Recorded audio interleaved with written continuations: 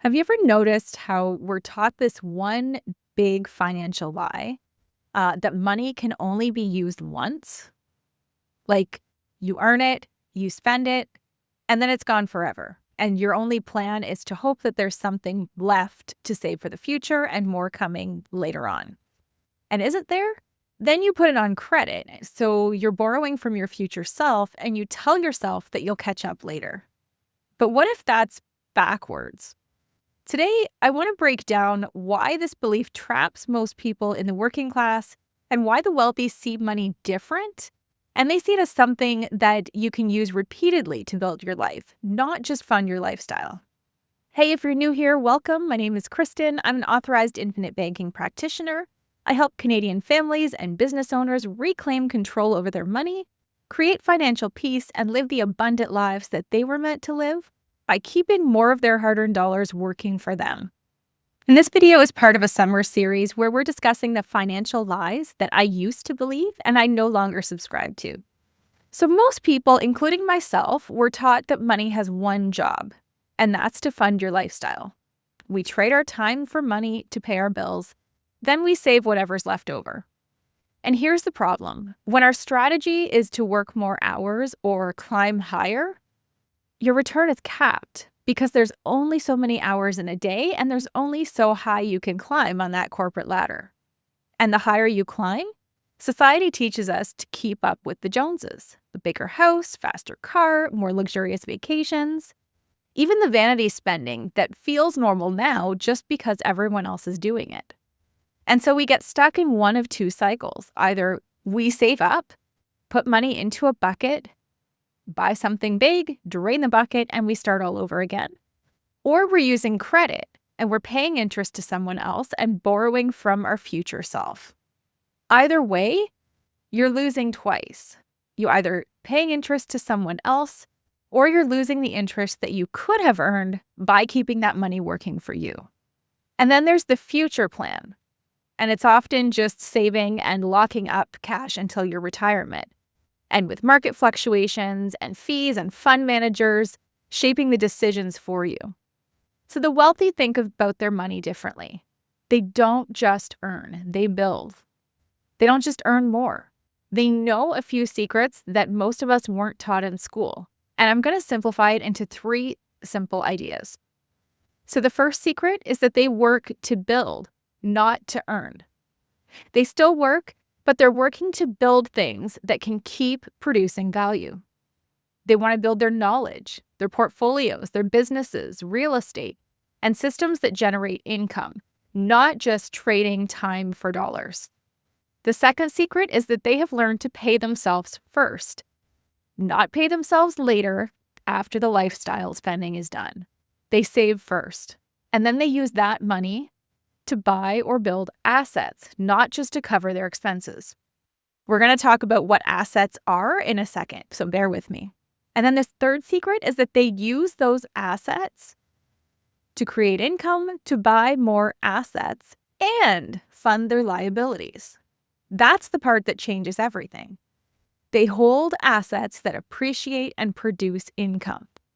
Then they use the cash flow from those assets to buy more assets, keep the cash growing inside of their own wealth system, and also to pay for lifestyle expenses without selling the asset every time. They're not starting at zero. They're not wiping out that account. They hold, they grow, and they compound. So let's talk about assets and liabilities because I feel like there's a lot of confusion here. And I love the way that Robert Kiyosaki explained assets versus liabilities in his books, Rich Dad, Poor Dad. So he makes a really simple distinction. Assets are things that bring cash into your life. Basically, they produce income. Liabilities is everything that is taking cash out of your hands. So, for example, a rental property, after expenses that still produces cash flow, that's an asset. But a mortgage on your primary residence with no cash flow benefit, that's a liability because it's draining your monthly income. Now, I'm not saying that homeownership is bad. I am saying that most people are accidentally building a lifestyle supported by liabilities and then wondering why they feel stuck. So here's what's happening to the working class. They're earning money trading time for cash. They use that cash to pay for expenses. Any saving is delayed until after their lifestyle, and so it grows very slowly, if at all. And when they need to buy something big, they either borrow, so they're paying interest to someone else, or they're taking cash out of their savings and they're having to replenish it all over again. Then they lock up their remaining cash to save for retirement that may or may not match their timeline. So the result is they don't get to compound aggressively. They're constantly interrupting that growth as they're pulling cash out to buy the things that they need. And they don't get to control the timing of their money. They're always reacting. Every emergency is creating bigger problems, more credit, more debt, and so they snowball. And it's very easy to see how people can get locked into this trap. So now let's tie this directly into how the infinite banking concept can help anyone move from the working class towards being in the wealth builder class. So infinite banking is built around a simple principle. Instead of earning, then spending and saving, if anything's left, you build your system where your money can have more than one job. So here's how it works. First, you're going to save in an asset that you own and control. Owning and control being the key words. You must have all the control over what happens with this asset. Step 2 is you're going to leverage that asset. You're going to borrow against it. You want your asset to keep increasing in value over time, and we don't want to interrupt that growth.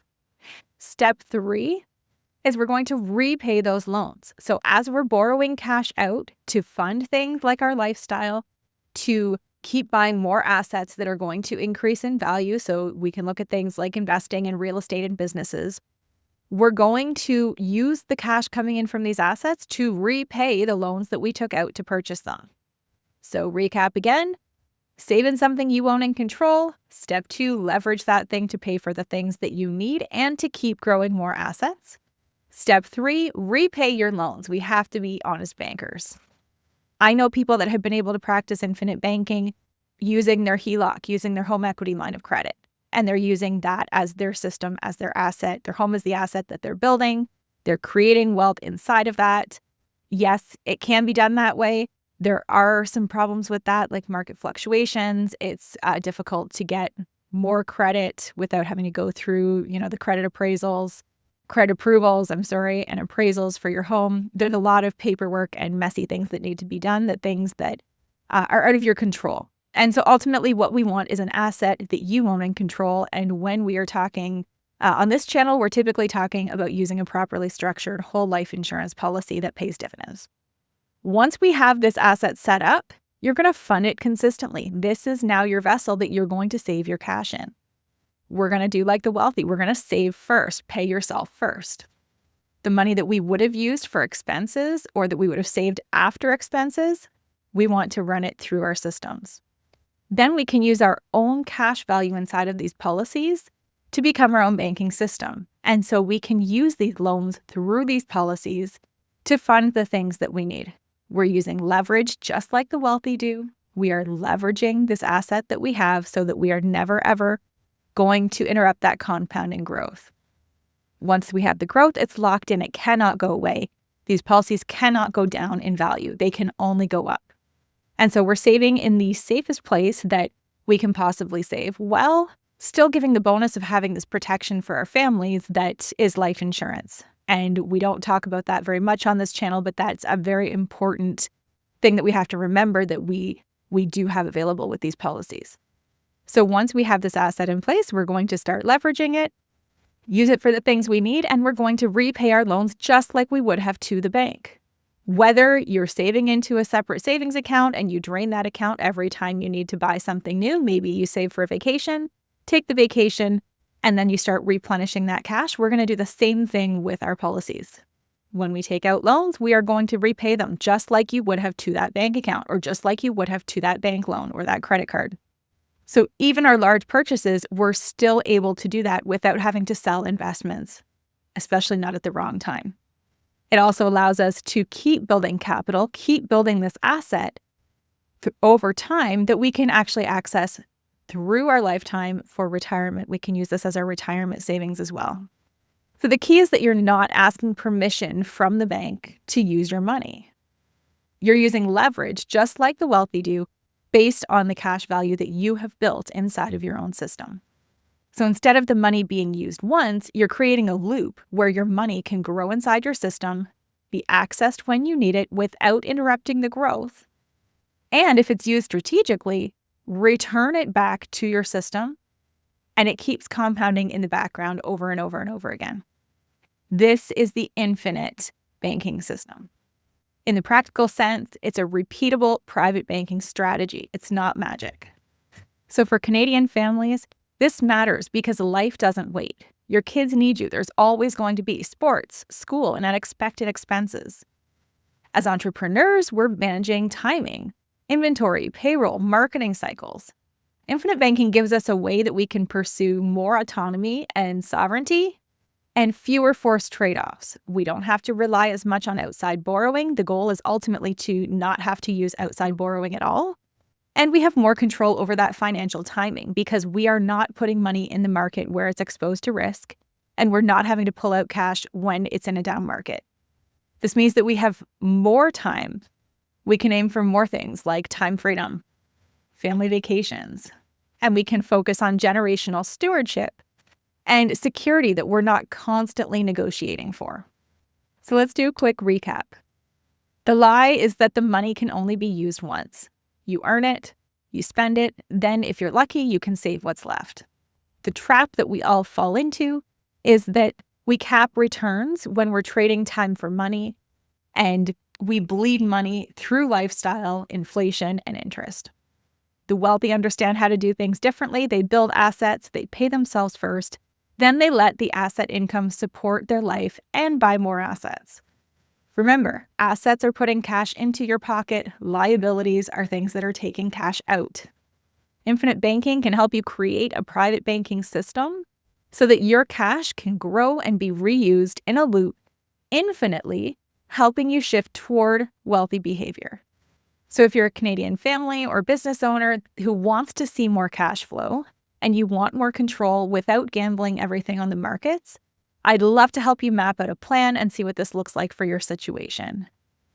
If you check out the description, you'll find access to my free resources. I encourage you, once you've done that, book a call with me. We'll sit down, we will go through your situation, and we'll see if this is a good fit. If it is, we will take our time going through how it can work, come up with a customized plan just for you and your family and your goals.